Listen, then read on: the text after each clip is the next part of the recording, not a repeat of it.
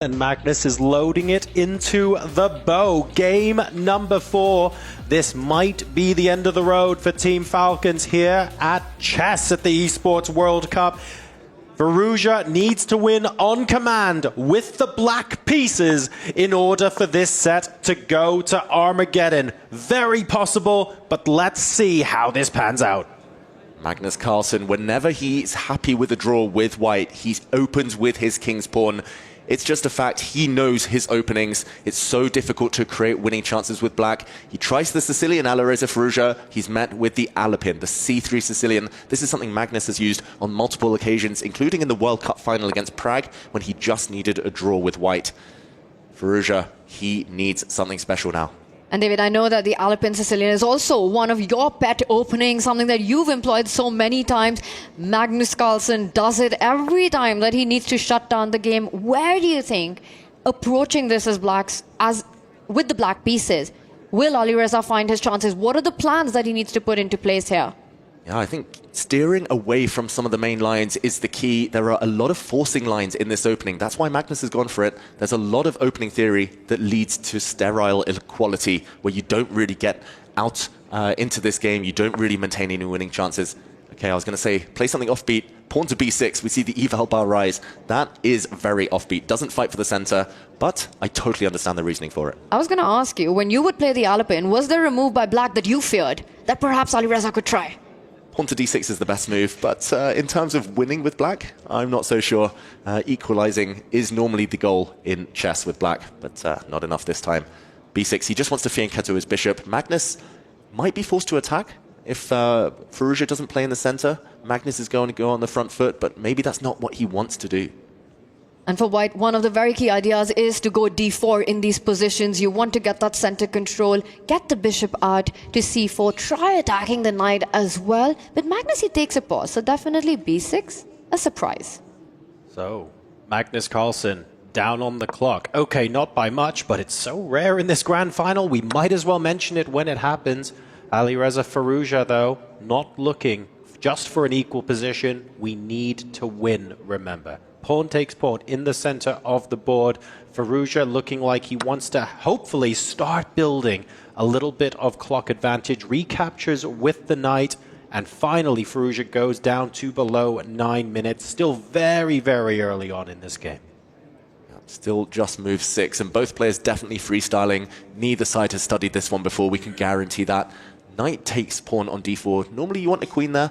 But Magnus senses the white knight will be very active. The white queen could jump out early in this scenario, and Firouzja needs to just trust himself, make moves at this point. The bishop comes out quickly. I like the way he's handled this opening. I've got to say, ALIREZA, I think he'll get it some chances at some point. The black knight kicked back meanwhile, and the game goes on. It does go on, and this rivalry goes on. You know, I'm thinking right now of back in 2021 when Magnus Carlsen shocked the world, moved away from the World Championship crown, walked away from it, but said that he would be willing to fight if it was ALIREZA Firouzja who would challenge him, who would go on to win and then challenge him. That would make Magnus interested in getting back to the World Championship. That's the kind of respect he had. That's the kind of challenge he wanted to relish against the prince, ALIREZA Firouzja. And we never got that classical World Championship match, but we're getting the matchup here at the biggest global esports stage, at the esports arena. The king versus the prince, but so far it's been a Magnus Carlsen show. Do you think maybe that that actually plays on Firouzja's mind as well, knowing that Carlsen has said that about you?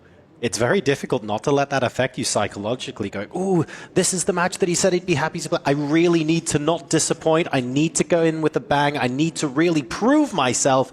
And so far, we've seen flashes of that brilliance that does enable him to compete with Carlsen at the highest level. That said, he hasn't been able to consistently show that throughout this grand final, at least not so far. Yeah, there's two ways you can take compliments from the world's best ever player. You can say, oh, thank you, I'm going to prove you right. Or you feel the pressure, you feel the expectation. And I mean, instinct-wise, we've seen it so many times. Firouzja digs himself out of trouble on the clock. That's because his instincts are just fantastic.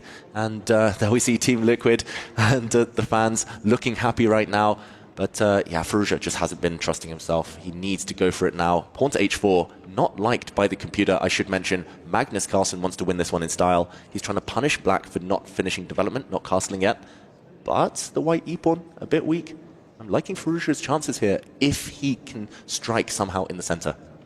This move just makes me feel like Magnus wants to have fun in this game. There's absolutely no reason for him to go for this. You know, you play the Alipin, it signals that you want to keep things under control. Then you push the H-pawn voluntarily instead of continuing with getting development and getting your king to safety. Magnus Carlsen is in for a fight, but that is exactly what might give Farouja his chance. Yeah, and remember Magnus, when he was close to knocking down Hikaru in the final game of their match, at least the final of the sixth yesterday, he got nervous. He did blunder. Yep. It is possible. He's human. So Farouja cannot kind of give up hope at any point yet. Very easy to forget sometimes that our champions, our heroes, the GOATs, are human as well. And, you know, at some point, the torch will pass from Magnus Carlsen to the younger generation. He's here to say, yes, it will happen, just not today.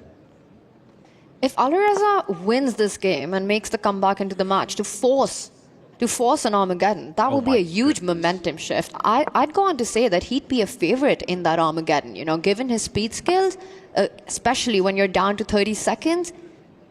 That is his best hope right now. And I think the way Magnus is playing, pushing his pawns, delaying his development, this is going to be a feisty game. I'm going to call it. I think this is going to get crazy. I don't know the result, of course. Difficult to make any predictions here, but I feel that Farouja is going to get some chances in this one. Already some tactics in the air. The most obvious move would be to push a pawn forward, break open the black bishop, but maybe we could investigate a bit further because ALIREZA Farouja has what could be a golden opportunity to shock Magnus Carlsen right now. Not only can he open up that bishop, he can do it forcefully and in style. Knight takes pawn. If the white bishop takes back, then the black bishop takes on f3, removing the defender, hitting the white queen, and when the white queen recaptures, when the dust settles, bishop takes bishop, black has won a pawn with a nice pin to boot. If we go back, after knight takes e5, if the white knight recaptures, then black just says, calm, d6, open the diagonal for my bishop, please, and look at the white knights, look at the black bishop. It's sniping, it's going to regain the material with interest. This is super complicated. White can even give a check at the end of this with this queen. The game goes on, but Farouja, he has to take risks like this. He has to gamble. But this is the one moment I'm glad that he's paused and spending time, because this is a critical decision.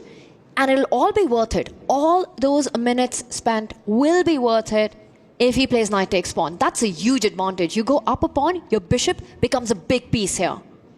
And of course we have the aid of the eval bar here. We have the aid of some very powerful engines, but ALIREZA Farouja, he has the aid of his fantastic instincts. He's paused for a reason. Magnus Carlsen will be jumping out of his chair if he sees the move knight takes e5. He's got to play it. He's got to find it. Has to be played, right? Especially if you spend so much time and energy calculating this out. I feel like it should happen on the board.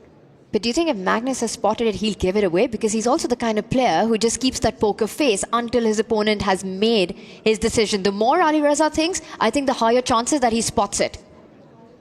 Who's going to spot it? Let's take a look at ALIREZA's screen, perhaps. It looks like he was about to push his pawn forward to d6. He does miss the opportunity. It was complicated. It was difficult. It was so hard to evaluate, but he could have played that move so much quicker. Now the black king castles. Status quo has been maintained. Magnus is holding this together with a pin. But here's the thing, right? Because if ALIREZA did not go for knight takes pawn and wanted to make the move d6, again, you make it in 20 seconds. Right. But if you take your time, then you find that central blow. I don't blame him at all for missing that. I think superhuman almost, that tactic. But what he's played, the fact that it took him over 2 minutes to play d6. That's the problem. That's That's the issue. So now 7 minutes plays under 4. Unfortunately, familiar territory here in what potentially could be the last game. Remember, if Magnus Carlsen wins this game, he does not only win the set, he wins the match. So Farouja needs to win, needs to find a way to crack open the position and take this victory from Magnus Carlsen to force an Armageddon. Well, there was tension at the center of the board, and what ALIREZA has done is he slides his rook, defends the bishop, and now can go on to win a pawn. That e5 pawn, now that the bishop on b7 is guarded, Knight takes e5. ALIREZA again, and he does it, but he takes it with his own pawn first, doubling up on the e-file. That's very surprising. He could have done the same thing, but in a more forceful way. If black had taken with the knight, white would have been forced into a variation that could have happened anyway. He basically gave Magnus more choice. And although the position's still now level in the balance, black with the bishop pair, Magnus might be breathing a sigh of relief. He has control over the diagonals for now, although still a harder position to handle. I think easier to play for black, I'm going to say, because white's queenside pawns are slightly overextended, are slightly loose. And of course, we've been talking about bishops today. ALIREZA with that up his sleeve.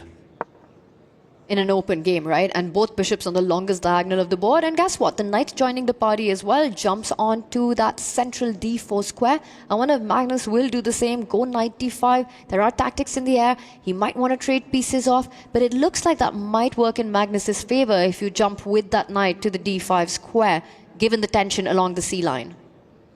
Oh, that's a good way to trade pieces. Get Magnus closer to the draw that he needs. It's also frustrating that the queen can't just sidestep for Firouzja to c7 because of the ominous presence of white's dark square bishop, effectively meaning the queen stays on the d-line longer, increasing the probability that the queens come off at some point soon. We're trying our best to figure out a way to keep everything on, to keep the tension, to keep the complications, but I think black is struggling to do that here. And again, opportunity to trade queens, and this time it's Magnus that says no, maybe playing on the clock pressure here as it goes to 6 versus 3. Exactly, Magnus has sped up again. Not for the first time, he's barely spent over 30 seconds for a single move in this game, and look at this, pawn to e6, the first blunder of this game, the first mistake. The white rooks are going to hit the black queen. It could be over now. The black queen has no good squares. Wherever you go, there's a double attack or a fork. Magnus now looking at the fans, smiling. He knows he's close. He knows he's about to get it. Team Liquid on the edges of their seats. He knows this is over. The knight about to jump in with a big fork in the position, going material up. Firouzja will fight. He will try to play this on, but I'm not even sure for how long. This is completely busted for black. Magnus Carlsen vibing there. There we go. Knight for rook. Magnus has extra material. He's the exchange up. He's getting close now. The white rooks are coming in. The white c-pawn sprinting forward. Firouzja has minimal counterplay. The white queen holds everything. Is this the final few moves of the Esports World Cup 2025? The black bishop trying to stem the tide, but it's desperate now. Desperation on Firouzja. Magnus there, he wants to put the finishing touches as quickly as possible, but the whole show, the whole match by Magnus has been dominant so far. This is absolutely incredible. ALIREZA Firouzja in a must-win situation. Magnus Carlsen had no business being this aggressive, gunning for this victory, but he only knows one mode. He truly has the heart of a champion, and he is displaying that here, saying, yes, I get that a draw is good enough, but here, watch what I can do. Well, here at the Esports World Cup, he knows only one mode. That is that when liquid flows, it drowns everything. Absolutely incredible stuff. Imperious from Magnus Carlsen, but it's not over yet. 5v2, material advantage. All the chips are stacked in his favor. Blunders can still happen. It is never over until it's over. He has to earn that full point. Everything is earned here. Magnus Carlsen looking up. He's in calculation mode, trying to figure out if he can force it here and now. But there must be a little bit of a ghost in his mind. There was a blunder in game one of this second set when he had a winning position, up on time, up on the board. So Magnus, that's why he's double checking everything. That's why he's slowed down slightly. The longer this game goes on, the more hope for Firouzja. It's just a challenge, staying alive. Remember, you make your own luck. You need to try and find a way to tempt Magnus into that mistake. Those mistakes do happen, but Firouzja needs to make it happen on command. Queens off the board, and victory looking that much more remote.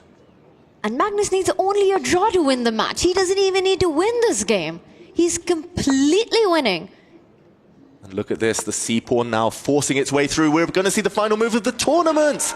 Magnus Carlsen takes the victory. He wins game, set, and match against Team Falcons. ALIREZA Firouzja, Team Liquid will take home the 1,000 points for chess at the Esports World Cup. The GOAT reigns supreme, world #1, and now your Esports World Cup champion, Magnus Carlsen. Incredible stuff. What a performance by Magnus in the semi-finals, taking down Hikaru Nakamura in an epic battle. Comes in today, completely steals the show. You know, they say chess is a simple game. Two players play, Magnus Carlsen wins. This was absolute domination. And Team Liquid rises to the top, and the king stays on the top. Fans on their feet, incredible scenes in that arena. Quick action replay here of the final few moves, but ultimately Magnus had done the hard work. He won the exchange, he was already up in the match, he forced the queens off, later managed to push his pawn, and game over. Firouzja, unfortunately, helpless.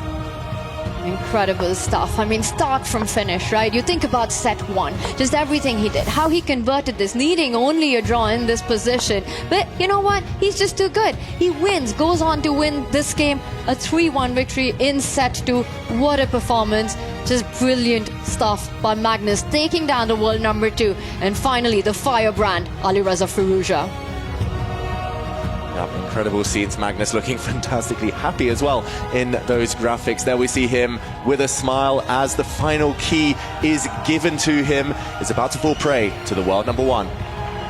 There we go. The Keymaster hands the winning key to put into the trophy, which now belongs to world number 1 and now Esports World Cup champion. An absolutely incredible achievement for Magnus Carlsen.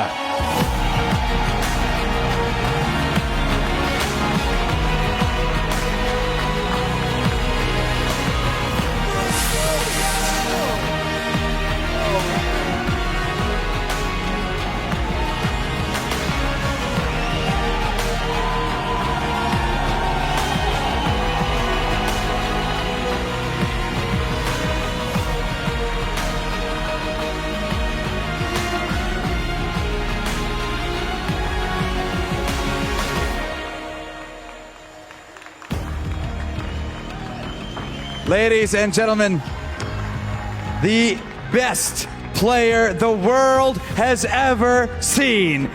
Team Liquid's Magnus Carlsen!